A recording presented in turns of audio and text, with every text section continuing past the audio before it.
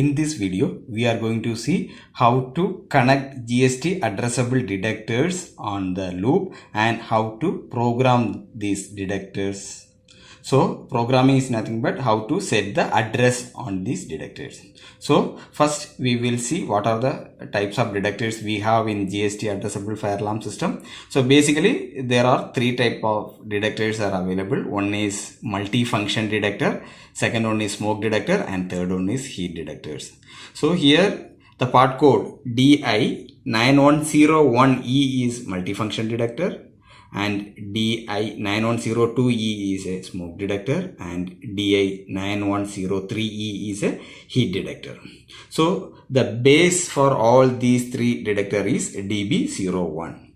So first we will see how to terminate this detector base on the loop. So if you take the detector base, there will be a pin details will be printed on that detector base itself, like 1, 2, 3, 4, and the loop in. So the cable comes from the panel will get connected. So on pin number 1 and 3 on this particular base. So 1 is positive and 3 is negative. So loop in and out positive is pin number 1.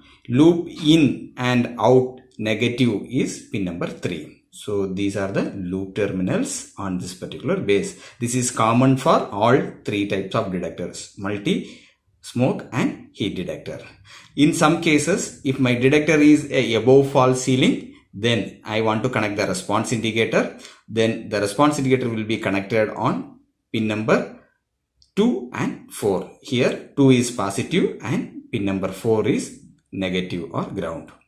So now we will see how to set address on this detector.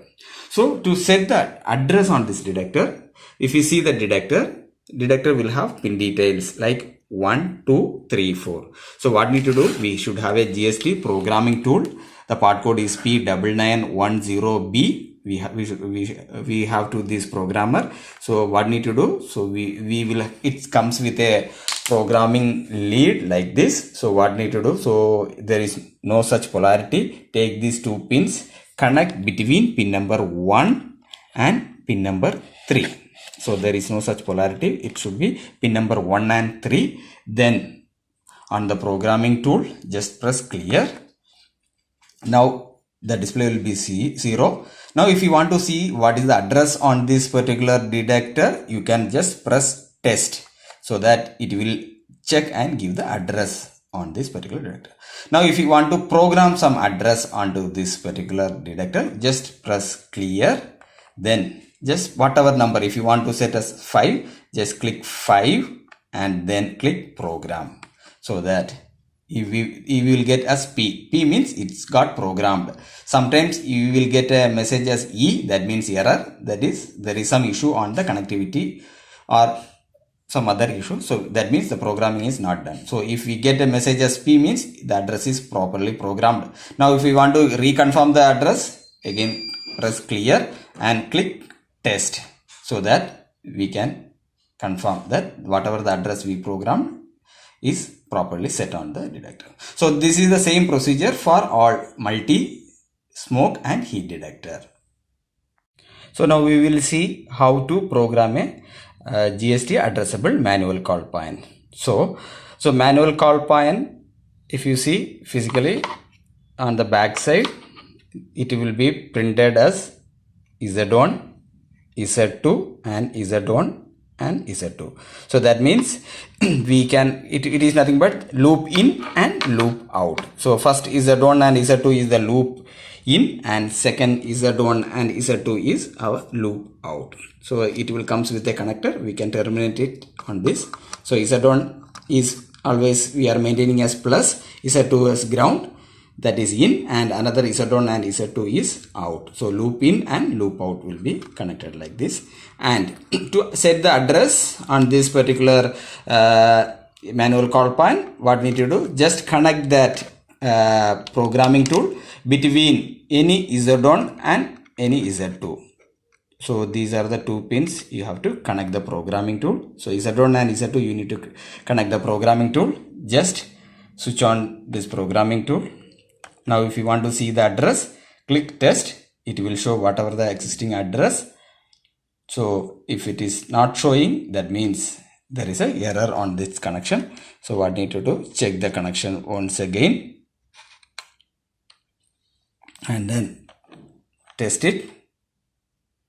It should show the correct address, whatever programmed already. If you want to clear it and if you want to set some other address, plus clear, and if I am programmed to give 6 and click program, so that we should get as P as programmed. To confirm again, clear and click test, and the address will be showing. So when we talk about GST addressable detectors or addressable system, in loop we can, that means in the first loop we can connect maximum 235 devices. That means from address 1 to 235, any address we can set on any device. So, and in loop 2, the first loop it should be with 235 devices, and second loop it will support up to 242 devices. So loop 1 235 and loop 2 242 devices will be supported by a GST 200 panel. So any address, you can set any address onto this device. So even it can be any detector, it can be any device, or it can be a module, whatever may be. So you can set the address range from 1 to 235 for first loop and 1 to 242 for loop 2. And so when you take the MCB, we will get a reset key also along with this. In case if anybody activate the MCB, that means if you press this MCB, so it will get activated. Now if you want to reset it, we have a reset key. So we need to insert that key into this and rotate in a clockwise direction so that it will get resetted. So now we will see GST addressable sounder cum strobe. So in GST there are two part codes are available. One as GST addressable sounder. The part code is I9404 and the other part code is I9403, which is sounder cum strobe. So based on the customer need, we can give only sounder or sounder cum strobe. So it will come along with the base. So how to program? The same way. All GST addressable devices connected with pin number Z1 and Z2. So we need to connect the programming tool on pin number Z1 and Z2, and as I said earlier, we can easily set the required address to this particular sounder or sounder cum strobe. So when we talk about the termination part, so if you see this base, it will have Z1, Z2 as well as D1 and D2 also available.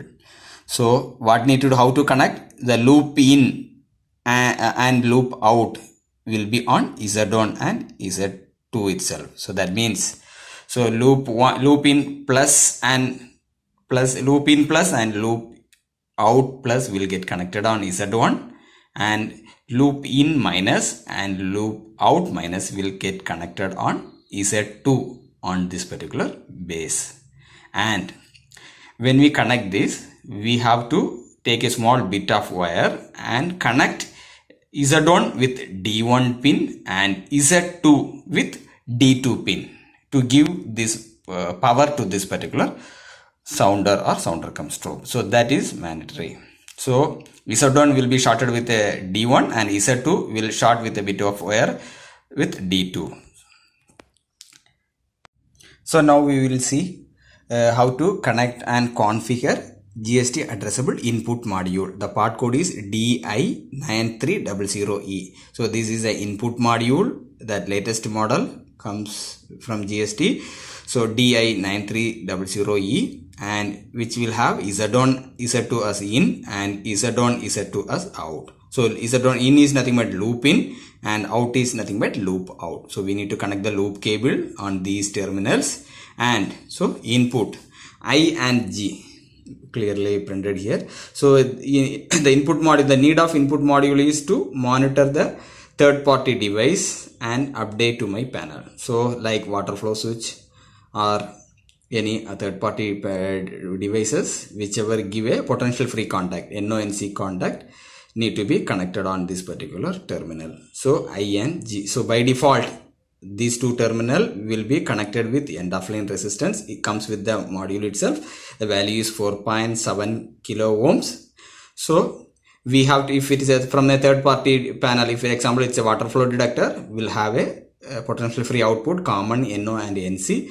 We need to take common and NO and get connected with these two terminals. There is no polarity on that.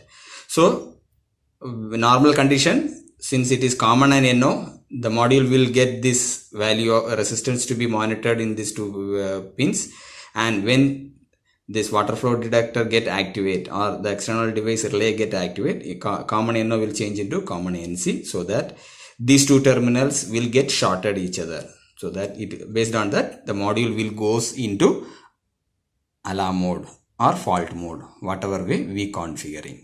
So to program these devices, so now we see how to set the address on this particular module.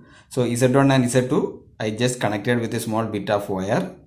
For your programming, it is not necessary to connect such wires and all. You can simply touch this programming tool pins on Z1 and Z2 pins on this particular module, and you can do the programming. So I just connected it like this, and now to set the address or check the address, click test. You can see what is the address onto this.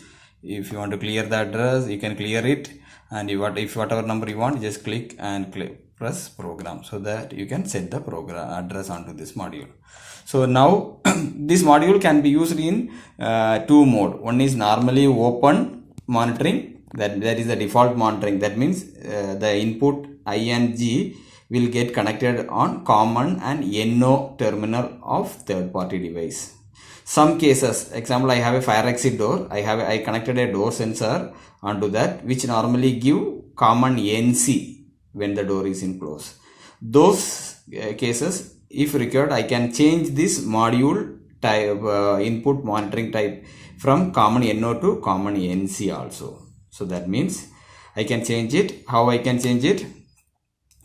Just click 4, 5, 6, clear, function 3, you will get a dashed line here. Now if you press 1 and press program, so that this module will be programmed as, or it will monitor a common NC input. That means if the input wire which we are connecting between these two terminal will be common NC in normal condition, when it change into NO, the module will goes into alarm mode.